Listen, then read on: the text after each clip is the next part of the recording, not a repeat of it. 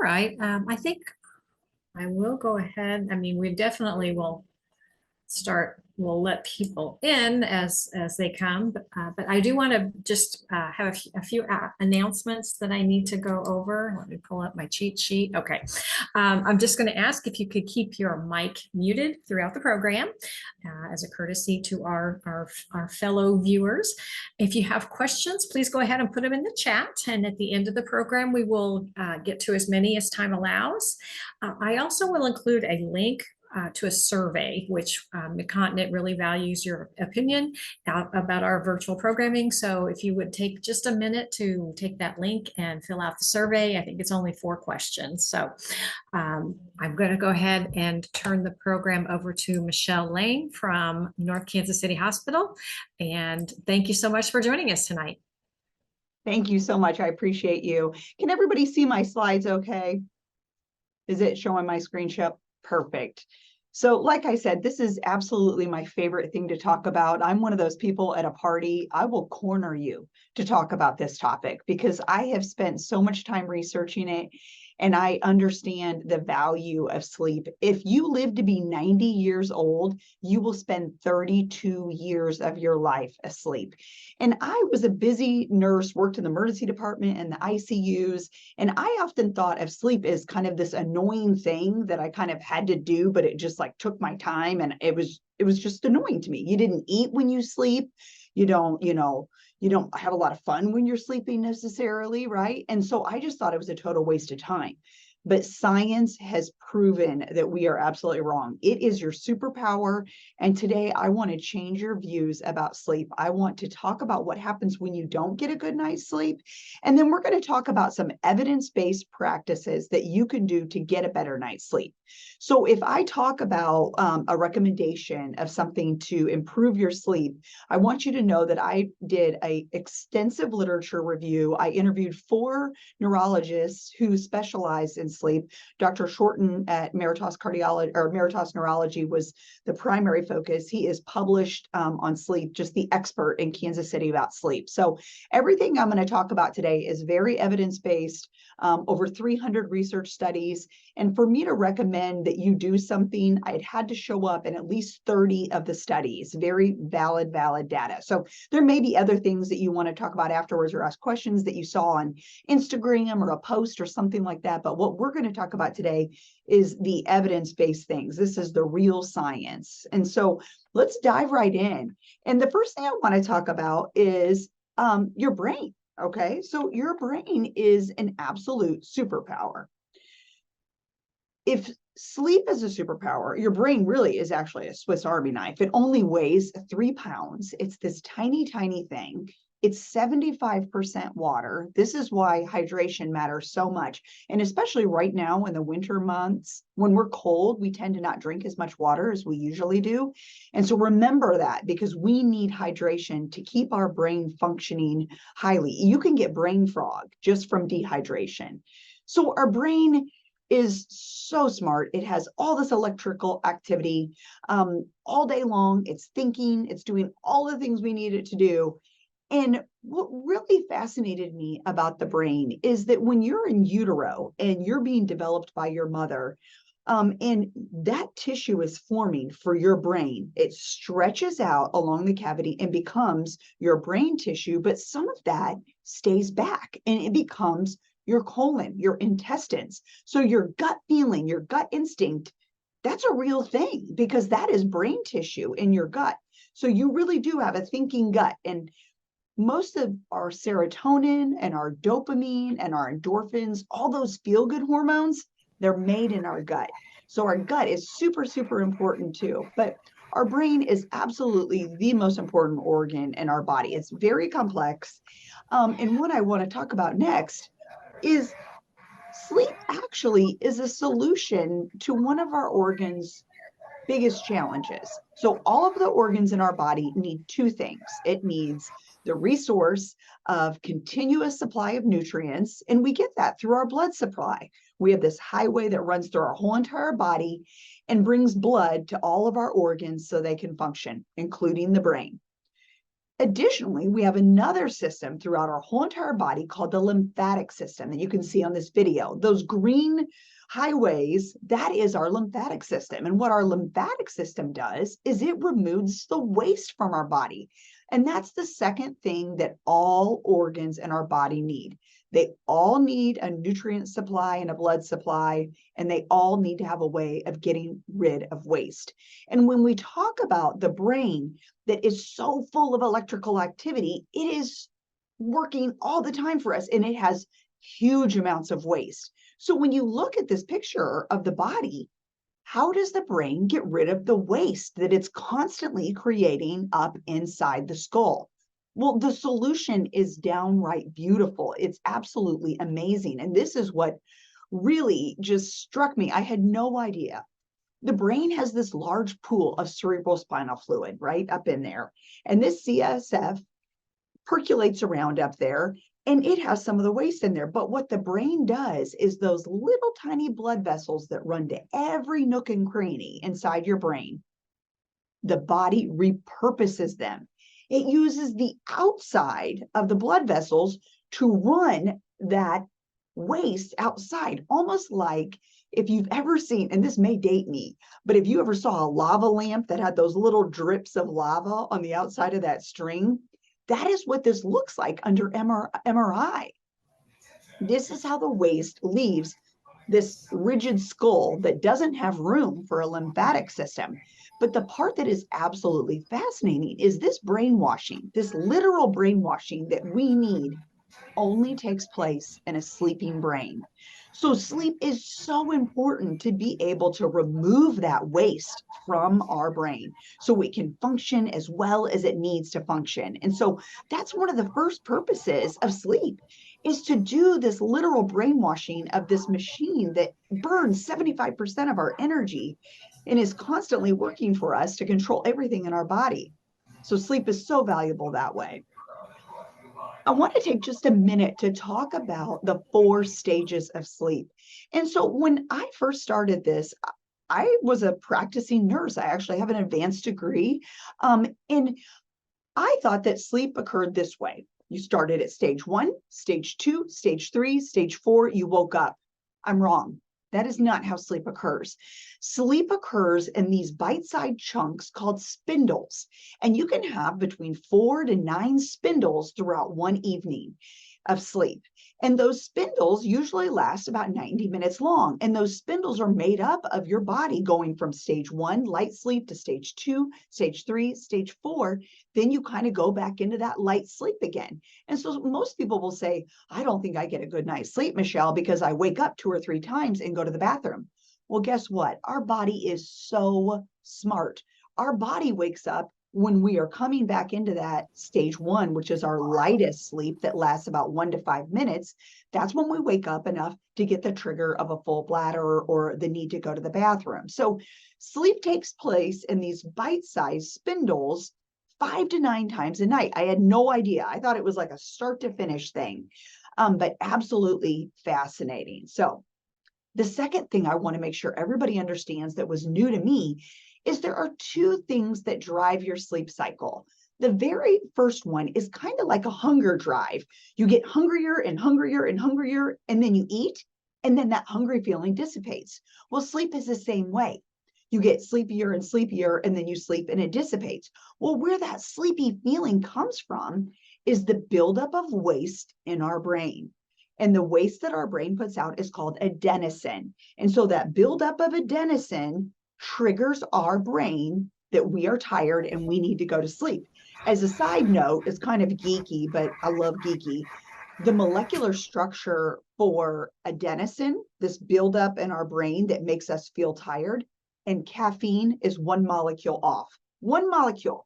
1 molecule is the difference. And that's why when you drink caffeine, he sits inside that little adenosine receptor and he blocks the adenosine from building up in the brain. And so then you don't feel as tired when you have caffeine in your system because it is blocking the buildup of that adenosine. And that buildup of adenosine is one of the main reasons that we get tired and we need to go to sleep. The second reason that we want to go to sleep is our circadian rhythm. So just like our hunger drive, you're hungry during breakfast, lunch, and dinner, that's part of a circadian rhythm of our body. Well, another rhythm that happens is around 10:30 at night, your body core temperature drops by 1 to 3 degrees. And that drop in core body temperature signals to our body that it is time for rest. It happens at about 10:30 every night, and then it also happens in the afternoon between 1 and 3 p.m. And this is why a lot of people will say, oh, I just ate lunch. I'm so tired. I need to take a nap. You're not tired from the food or the lunch that you ate. You're tired because your core body temperature, without you even noting, as part of your circadian rhythm, drops its temperature 1 to 3 degrees that signals sleep to you. And so that is the two main reasons that make us want to go to sleep. Okay, so we've got this circadian rhythm that drops our core temperature, and we have the buildup of adenosine that signals to our body that we want to go to sleep. So we've talked about this literal brainwashing, and there are a lot more scientific benefits to sleep, but I really think it's important to know what happens when you don't get a good night's sleep. And so let's talk about that first, because it's really the easiest way to show the value of sleep. Shift work is one of those things. Shift work is extraordinary. It's 20% of the working population. The body clock, unfortunately, does not shift to the demands of working at night. It's locked into that same light-dark cycle as the rest of us. So when these poor shift workers are going home and trying to sleep desperately, they're never going to get those good nights of sleep. And this is why the World Health Organization, right, has identified night shift workers as having the carcinogen of night shift work. It is a risk factor for cancer. Night shift workers and cancer go together. Very high risk for cancer when you work the night shift. And the World Health Organization has done numerous studies and identified this. Now, one of the other things that happens when you don't get a good night's sleep and you're a night shift worker is your brain will indulge in these little things called micro sleeps. And this is this involuntary falling asleep. You may have seen people do it in a meeting. I've seen some really important people do it in a meeting, and it's funny, but it's not funny when you're driving a car. And it leads to over 100,000 accidents a year because people will fall asleep while driving. And it is absolutely associated with this tiredness, typically night shift work. And so night shift work is one of those things that is really, really hard on the body. And we've all been told that to get a good night's sleep is really important before a test. Science actually says that if you're cramming for a test, that you need to just go to bed, that sleep is probably the best thing because it's really the secret memory weapon inside your body. So studies have shown that sleep is so critical for memory for multiple reasons. The first one is that sleep resets our brain. So it's like a sponge ready to soak things up. Have you ever tried to wipe off a counter and the sponge is super saturated and you're just smearing water all over? Well, sleep does this mechanism where it prepares us for memory and to learn things when we're sleeping. It gets that sponge ready to absorb things. The other thing that sleep does is this is when memory consolidation takes place. This is when we have this file transfer process inside of our brain. We've got two primary structures that are associated with learning and memory inside of our brain. The first one is that hippocampus, and a lot of people know about the hippocampus. It's on the right and left. I like to think of my hippocampus as like my email inbox. So my hippocampus gets all these messages, throughout the day. But at night, I need to get rid of all this email, right? I need to organize my thoughts.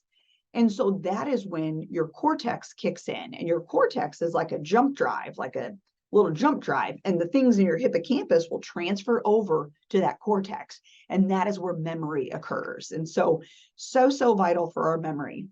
The other way that our sleep affects our learning and our memory is by repeating things and putting pieces together. I don't know if anybody has ever, been fretful about something and they wake up the next day and they have a solution to this problem that they had thought was kind of unpenetratable before, right? And so they wake up and they're like, oh, I know the answer. I know what I'm going to do.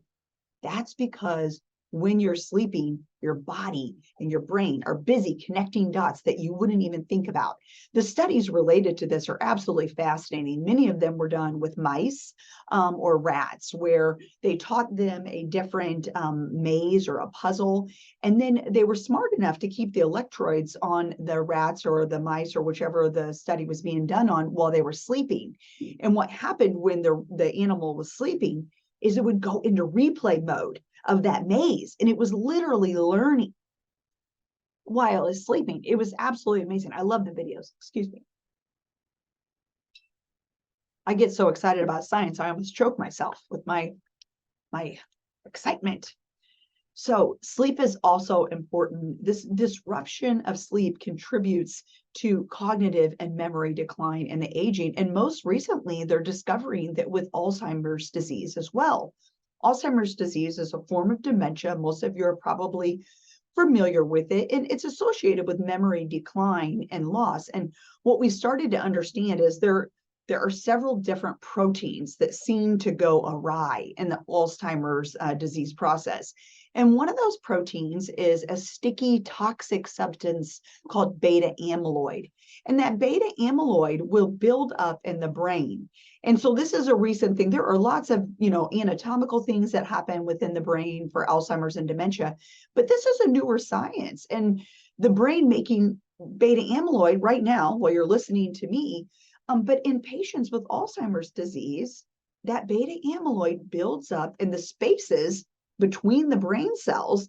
Instead of being cleared away while they're sleeping, it builds up, and it's one of the key steps in the development of this absolutely terrible disease. So if sleep is associated with brainwashing, they're thinking there could be some sort of solution with sleep and Alzheimer's. So this is a new science that's just coming out. And I just recently added this slide to the deck because I think it's worthy of talking about and making sure that if you do know somebody that suffers from Alzheimer's and dementia, that getting a good night's sleep is something very vital to their process.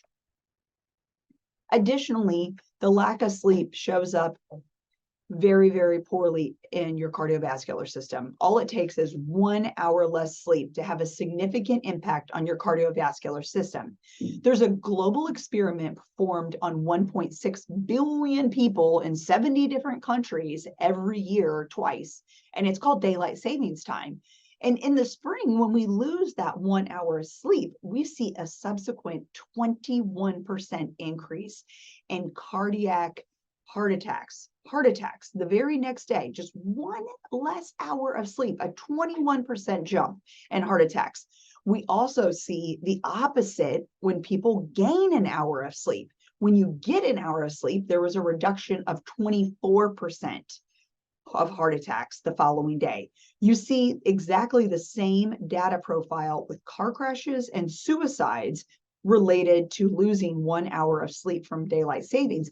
And this is why the federal government is getting rid of daylight savings. I think 2025 is the last year, or maybe it's actually 2024, that we'll be doing daylight savings. And it's because of this data, the studies with 1.6 billion people, literally 21% more heart attacks the day after losing just 1 hour of sleep. It's incredible.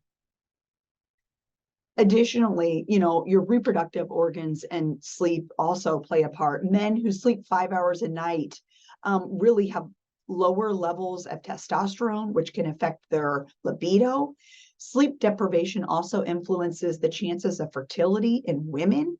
Sleeplessness among female shift workers, we have a lot of young nurses at the hospital that want to get pregnant and start their family. And unfortunately, what happens is it suppresses their melatonin, which causes this excessive HPA activation, which will cause the loss of early pregnancy. And so here at the hospital, we have got night shift workers that'll say, I'm trying to get pregnant, and we'll pull them off the night shift, have them work day shift, do their magic, and make their human, and then we'll put them back on the night shift after that first trimester. It absolutely affects your sexual reproductive organs. Another connection with sleep is weight gain. If you sleep about 5 hours or less a night, you have 50% more likelihood of being obese. That is what the science says. So what's the connection, right? If I sleep less than 5 hours a night, why am I 50% more likely to be obese. We have these crazy hormones in our body called ghrelin and leptin, okay? And so ghrelin and leptin, well, first of all, if you don't get a good night's sleep, you have high levels of cortisol, which is your stress hormone, and cortisol can actually make your body hold on to carbohydrates and all sorts of things that it needs to burn. But one of the things with the hormones is that we have got this huge increase in ghrelin. And ghrelin is our hunger drive. And I don't know about you, but I've had a night where I had a horrible night's sleep. And then that next day, I would eat anything that was not nailed down, just such a hunger drive. And what also happens when you don't get a good night's sleep is this hormone called leptin. And leptin is what tells your body you're full. And so you get this huge surge of ghrelin, which makes you feel hungry. You get a drop in leptin that doesn't tell you that you're full. And so basically you're putting anything you want to in your mouth the next day after not getting a good night's sleep. So I don't think my nightly ice cream helps me whatsoever with my weight maintenance goals, but it is refreshing to know that there are things going on in my body. My sleep hygiene may, be a quick fix to something like this. And so keep that in mind when you're thinking about your weight goals, is that it could be related to your sleep. And then additionally, our nightly slumber, it affects our emotional centers of our brain. So think about sleep as kind of like first aid for your feelings. That's kind of the way I think about it. There was this excellent study done at Oxford University where they took groups of healthy people and they divided them in two groups. And this was reproduced, multiple times. In the first group, this group had a great night's sleep. The other group was kept up all night, probably miserable. And they put them in MRI scanners and they showed them videos of something that would make you have this emotional reaction to whatever it was you were visualizing. And in the patients that got no sleep whatsoever, that CEO of your brain, everybody has a CEO of their brain. It's called the prefrontal cortex. That prefrontal cortex tells the amygdala, which is your emotional center for your brain, what to do. The prefrontal cortex, and these poor people that didn't get any sleep, he doesn't say a word to the amygdala. These people, their poor MRI lit up on fire with emotional reaction to what they were seeing. This other group, on the other hand, the people that got the full night's sleep, same video, but their prefrontal cortex under MRI sent a message to the amygdala that said, okay, they had a reaction just like you would expect, but not this off the handle reaction. And so when I think about conversations that maybe I need to have that are crucial conversations, or I need to talk to my, my partner, my life partner about something that maybe is a little sensitive, I want to make sure I've had a good night's sleep before having that. So I have my emotional, well-being, and my prefrontal cortex is talking to my amygdala. So I don't get triggered by something they say or, something I'm thinking or whatever. And so sleep is absolutely tied to your emotions in your brain and your ability to control your emotions. And we all know that, right? You have a horrible night's sleep and you go to work and you may want to bite somebody's face off at work. And that's not nice, but there is a scientific reason for why that's happening. And then additionally, when we dive just a little bit deeper, and I've just got a couple more slides about what happens when you don't get a good night's sleep, but I want to focus on sleep and the loss that happens in your immune system. So I want to introduce you to these things called natural killer T cells. We have these immune assassins in our body. They're so strong, they can even kill cancer, right? So you want this, you want a brood of them. You want like a gang of these guys running around your bloodstream. And what the scientific studies showed is that, when you don't get a good night's sleep, they drew blood draws afterwards, 4 times less to be able to fight off any infection that's coming at you. So 3 of the studies I absolutely loved. They took people, kept them up all night. These guys got a good night's sleep. They swabbed them with the flu, literally just took these swabs of flu, stuck it in the noses and everything else for the people who had had a good night's sleep and the people who had not had any sleep. Not 10%, not 20%, but 70% drop in the natural killer T cells of the people who did not have a good night's sleep. And they were so much more likely to get the flu. And this to me is so, we've all done this, right? We've been going in our life. Somebody gets married, you're not sleeping well because you have all this busyness going on. and you're not paying attention to that need that your body has. And you know what? You get sick right after all this stuff is done. And this is why, because when we don't get a good night's sleep, our immune system is not capable and able to fight back the littlest of infections. And so it is absolutely one of those most essential tools that you need. Now, I added this slide in recently because it turns out that there is a correlation between receiving chemotherapy, and the studies have been done with breast cancer, and the patient is sleeping. There is a higher return, right? So there are better outcomes if you're sleeping when you receive your chemotherapy. And so there's ongoing studies with this, but this is just groundbreaking, just coming out. And I thought, I'm going to put a slide in here because if you know somebody that's receiving chemotherapy or getting treated for cancer, it is absolutely worth talking to your oncologist or where they're getting chemotherapy and try to set the situation up where they can take a power nap or a little nap while they're getting their chemo, because science is showing in breast cancer that it does improve the outcomes of these patients. And so that's a recent addition that I've just added. So I know you're probably asking yourself right now, do I get a good night's sleep? I have no idea. Well, the main questions to ask yourself is, do you wake up rested? Do you wake up naturally? Are you needing an alarm clock? Are you grumpy and irritable? Do people look at you and go, man, you look tired? I've had that happen to me. That is never a nice thing to say to anybody ever.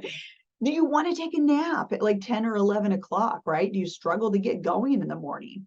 Chances are, you may be a little sleep deprived, but what we're going to talk about now is that it is absolutely reversible. And there are things that you can do to turn around all of these things and get yourself a good night's sleep. And so remember, I talked about this extensive literature review, and it had to show up in at least 30 studies in order for me to talk about it. Well, this slide is representing what that scientific work has shown. The key, the absolute key, if you take anything away, is regularity, regularity, regularity. Routine is king to plant a super schedule into your circadian rhythm, whatever time that is. Remember, your core body temperature drops about 10:30. So about 10 o'clock at night, I'll start going through my process and getting kind of toned down for sleep around 10:30. So regularity is absolutely key. The second thing is keeping it cool. Your body needs to drop its core temperature, the 1 to 3 degrees, like I explained. But in over 30 studies, it showed that if the room was set at 65 degrees, which is pretty chilly, that is the ideal temperature for sleep. But this is why our body sticks our leg out of the covers, right? That temperature control mechanism that we have. Our foot wants to be a little bit cooler. It knows that it needs it to be a little bit cooler. And then a third takeaway is to make sure your room is as dark as possible. Light will shut off your melatonin faucet. And melatonin is a natural hormone that builds up in our body. You can take a replacement for it.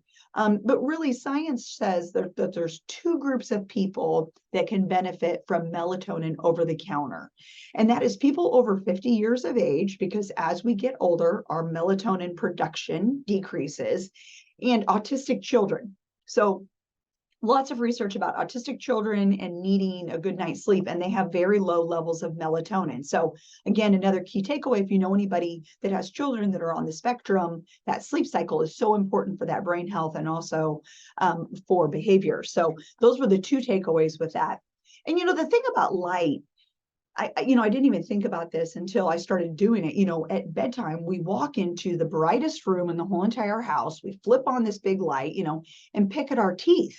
We brush our teeth in the bathroom with these makeup lights. And so now what I do is I just turn a little lamp on when I come into the bathroom at night, brush my teeth with a little lamp, and don't turn on that bright light that shuts that faucet off of melatonin.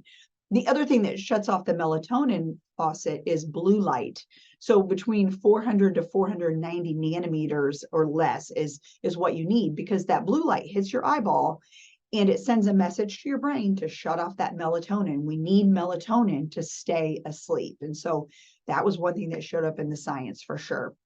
The other thing is exercise. So getting exercise, even just 10 minutes of exercise showed up as an improvement in your sleep. And so make sure that you get a little bit of exercise. And, this isn't treadmills, right? When I talk about exercise with patients, I talk about cleaning out a closet, vacuuming the floors, moving your body, raking leaves. It doesn't have to be jumping on an elliptical. That is what you do for exercise. Just moving your body is so, so essential. And so those things, warm milk also showed up. I personally am not a warm milk fan. I don't know how that can be scientifically found, but there are apparently people out there and it is beneficial. So I want to talk just a couple minutes about other things though. I want to talk about stimulants too. So caffeine kind of represents that stimulant of choice for most of us, but caffeine has two hidden features, one of which is a half-life. So this half-life is between 5 to 6 hours. And so remember, caffeine sits in that spot where adenosine can sit, and adenosine building up is what makes you feel sleepy. And so if you have caffeine at say 2 p.m., right? Because caffeine has a half-life of 6 hours, you still have half of the amount of caffeine of that cup of coffee in your system at 8 p.m. And it's blocking that adenosine from making you tired. Now, I work with a lot of people who say, oh, Michelle, I can have an espresso at dinner and just fall asleep just fine. And I stay asleep all night long. But research has shown that what happens is that caffeine blocks the quality of their sleep. And so they don't wake up, rested and feel so good that they had this great night of sleep. They don't associate it with the caffeine because they went to bed just fine. They stayed asleep just fine, but they didn't get to that fourth level of sleep in their sleep cycle. It's blocked by the caffeine. And so they don't feel rested. Okay. And so that second feature of blocking that quality of sleep is really important to note. And it's also one of the things that too much alcohol can do. So alcohol, it doesn't help your sleep, but it can sedate you. And so that can sometimes be used as a sleep transition to help you rest. One drink, I wouldn't, drinking too much alcohol actually has negative effects on your sleep because it affects that quality. It causes fragmented sleep. Everybody maybe has had that kind of feeling like falling, that start complex. Well, when you drink too much alcohol, that fight or flight mechanism in your body is stimulated. And so you wake yourself up more often and you don't have as good of quality of sleep when you have drank too much. And then the other thing that I think is interesting is that it can also block your rapid eye movement sleep or your dream sleep when you drink too much.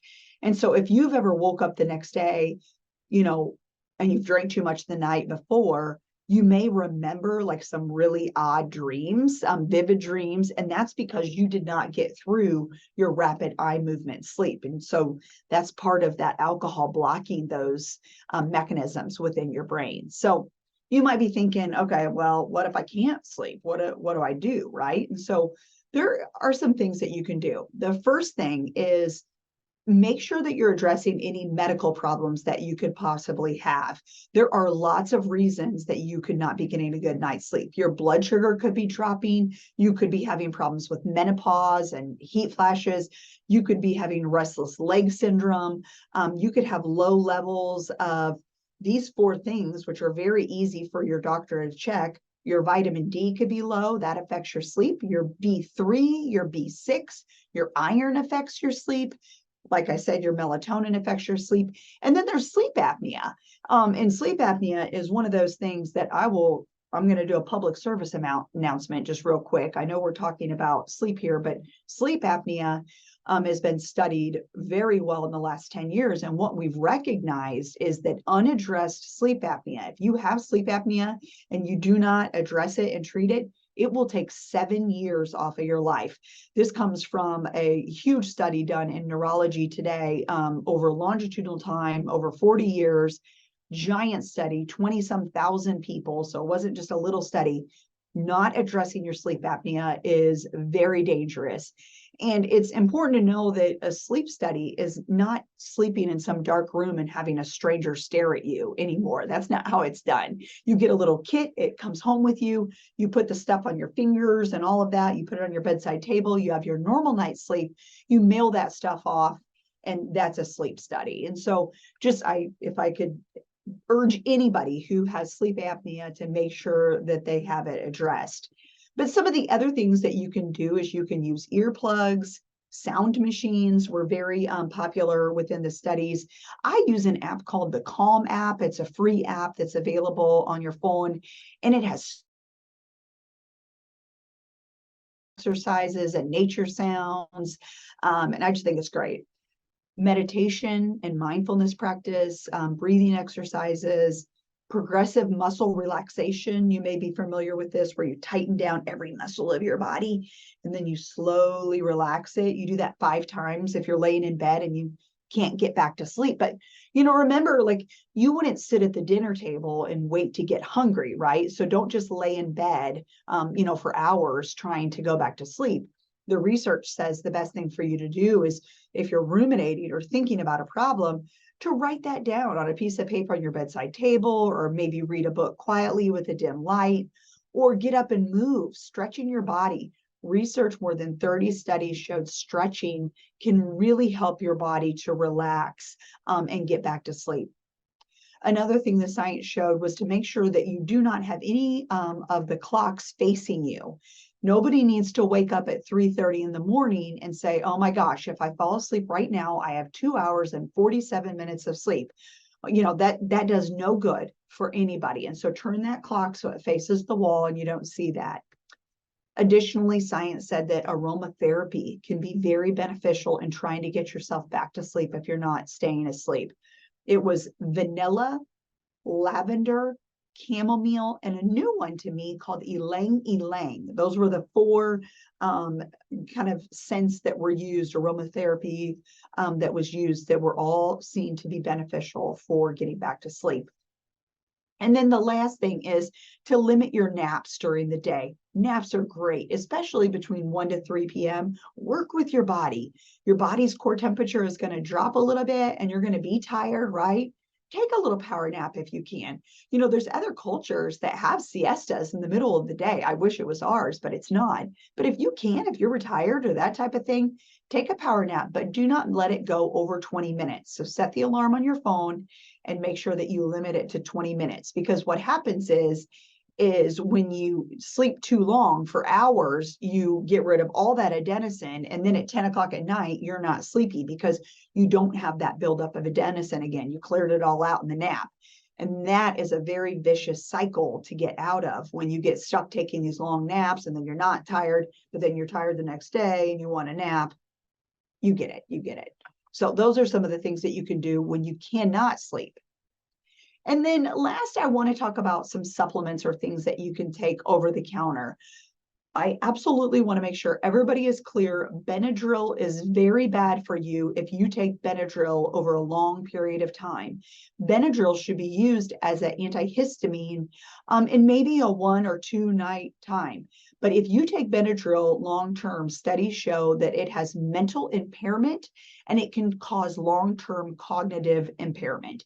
And so make sure when you're looking at a lot of these sleep aids, such and such PM, it's Tylenol and Benadryl. It's Advil and Benadryl. You should not be taking Benadryl whatsoever. Ask doctors. Everybody will agree with me. Hands down, it is not good for long-term use whatsoever. And then another thing that you can do is take vitamins to help. Remember, we talked a little bit about your vitamin D. And vitamin D is a hormone, is produced after we get some sunlight. But if you want to use food as medicine, some ways to get vitamin D is through fatty fish, or egg yolks have a lot of vitamin D. I have a little light at my desk. I don't have a lot of light in my office, and it's called a Happy Light. I bought it on Amazon. And I bought it because it had a lot of research backing the benefits of that light on your eyeball in the production of vitamin D. And so I wanted to make sure, during the winter months when we don't have a lot of sun, it says 15 minutes. I flip it on And I use it. It may be a placebo, but I do feel like it does help me. And then additionally, B3, which is tryptophan. You know, we eat turkey, right? This last holiday we just had, people eat turkey, and turkey has tryptophan, and tryptophan can make you sleepy. Well, B3 has tryptophan in it, and so it can help aid you in your sleep cycle. And there's foods you can eat too to get your B3 if you like to use foods as medicine, and those things are dairy or whole grains, broccoli, asparagus, and meat also has a lot of B3. So B3 can increase that rapid eye movement sleep too, really beneficial. So B3.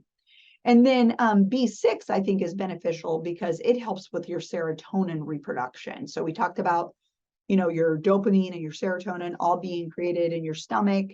And B6 can help with that serotonin. And I think that serotonin is so valuable in our bodies. And then magnesium. So magnesium can boost the quality of your sleep. Two things that have a lot of magnesium, if you want to eat your magnesium, is bananas. I try to stay away from them because they have a lot of carbs, but dark leafy green vegetables also have a lot of magnesium. One of our doctors, Dr. Shorten, that I talk a lot about, he makes banana water where you take like 4 or 5 bananas and you peel them and the bananas and you boil the skins and the bananas in the water, and you drain off the peels and the banana, and that water, he puts it in a pitcher in the fridge and has little cups out there, little Dixie cups for his kids, and they drink that little banana water or magnesium water at bedtime to help boost their sleep, because it can definitely help the quality of your sleep. Some other superfoods are going to be like salmon, which is really good for your brain. It can also help your melatonin too. And then one of the last things I want to talk about really quick is melatonin itself. I know I said there's 2 groups of people, according to science, that can benefit from melatonin: people over 50 and children with autism, but it is not approved by the FDA. And so some of the studies I came across were people pulling the melatonin off the shelf and testing it. So a 10 milligram bottle may have 5 milligrams in the tablet, or a 1 may have 3, because it is not regulated by the FDA whatsoever. And so that is just one of those things you want to be mindful of. You can't take too much melatonin, but it's just sometimes substandard quality. One of the companies that showed up well in the studies was a company called Nature's Made, which is actually sold by Walmart. I don't get any money from Nature's Made, but I do think it's worth sharing that did show up pretty good there. So you want to make sure, you know, that if there are other reasons that you're not getting a good night's sleep, that you do seek medical attention. Now, like I said, it could be your thyroid or your blood sugar or something else. So there could be other things. Heartburn causes a lot of problems, with people when they're trying to sleep. And as a side note, because I am such a big believer of the value of getting your sleep apnea addressed, if you are questioning whether or not you have sleep apnea or not, and you have a lot of heartburn, you probably have sleep apnea. Those two are like best buddies. They go everywhere together. They're just besties. And what happens is your body is a closed system. And as your body tries to suck oxygen out of your lungs, but it's occluded here, right, with your sleep apnea, instead, it pulls the contents of your stomach up through your esophageal tube, because those tubes just sit right on top of each other. And so that's why sleep apnea and heartburn are just like besties. I've hardly ever met anybody that didn't have one and not have the other. So let's see what else I have to cover. Yay. Okay. So we made it all the way through the content for this talk. And, sleep is not a luxury lifestyle thing. This is absolutely a non-negotiable necessity. I need everybody to take their sleep seriously, defend your sleep. I say no to social engagements just because I want to be protective of my sleep. This is not crystal waving nonsense. This is a pragmatic response and a method to get some good health. So make sure you're doing all the things. I do have my contact information. I don't have it on this slide, but I think I do have it on my first slide. So let me slide over to that. There it is. There's my contact information. If you have any other questions too, I think we'll see if we have any time for comments or questions, but there is my contact information if you want to ask me something personal. Thank you so much. Thank you. We do have some questions in the chat. One person asked earlier, what were those for again? Okay. So they're probably talking about the 4 labs that you can get drawn, right? I imagine. And so those are going to be melatonin. That's going to be your iron. That's going to be your vitamin D and your Bs, your B3s and your B6 are all lab draws that can be done to see if those are too low and are quick fix too, if that's the problem. Okay. What was the new aromatherapy thing you mentioned? So the aromatherapy is really just the fact that I thought it was just, I didn't believe it. So lavender, chamomile, it really, in over 30 studies, what they do is they put it under their nose in the study, or they put it on their pillow, so near their head, or with a vaporizer. Those were the 3 methodologies of most of the studies that I saw. And it can absolutely lull you back to sleep if you wake up in the middle of the night, or put you to sleep in the beginning of the night. So yeah, that stuff matters. It works. Science says. What is HPA? HPA is a hormone in your body that if you have too much of it, it causes you, if you have an embryo implanted in your uterus, you would lose that baby. And so when you don't get a good night's sleep, that HPA level, that hormone level increases. And that's why it's hard for people that are night shift to get pregnant, because of that hormone increase. Okay. Oh, and back to the aromatherapy. Vanilla, lavender, Ylang ylang. That was the new one to me. And what is the 4th one she is asking? Chamomile. Chamomile. Okay. Chamomile. Yep, that was the 4th one that showed up as. Oh, chamomile. Someone put in the chat. Okay. Okay. A couple of nice thank yous. Yes, thank you.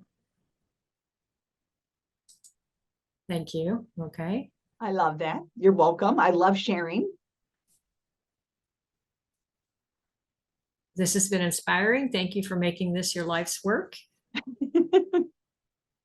My kids and my friends would tell you otherwise. My kids and friends would say, can we talk about something else? I have some lavender essential oil at home, I believe. I'm going to go sprinkle it on my pillow tonight. Heck yeah, try it. Stop drinking so much caffeine.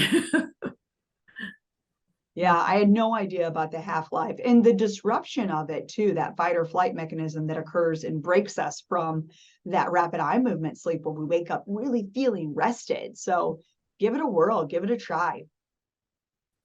Yeah, I remember my doctor telling me really not to drink caffeine after noon. Mm-hmm. Yeah, because of, So I try not to do that anyway. Mm-hmm.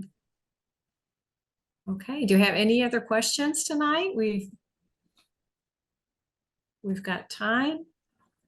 It looks like sleep mask with lavender. That'd be a good idea. Yeah. Oh yeah, that's a really good idea. I would like to remind everyone, if you could fill out the survey that I put in the chat. I'm going to put it in there one more time. Also, if you are not aware, we are recording this program and we will be uploaded to our YouTube channel within the next 2 or 3 days. So if there's anything that you'd like to review, it will be available. Okay. Let's see. If that is our last question. Oops, I lost my chat box here. There we go. Did I do that to you? I'm sorry. No. Yeah. Okay. No, it looks like all of our questions have been answered for tonight. Thank you so much. This was very, very helpful. Okay, good. Thank you so much. Try some of these things. Good night, everyone. Good night.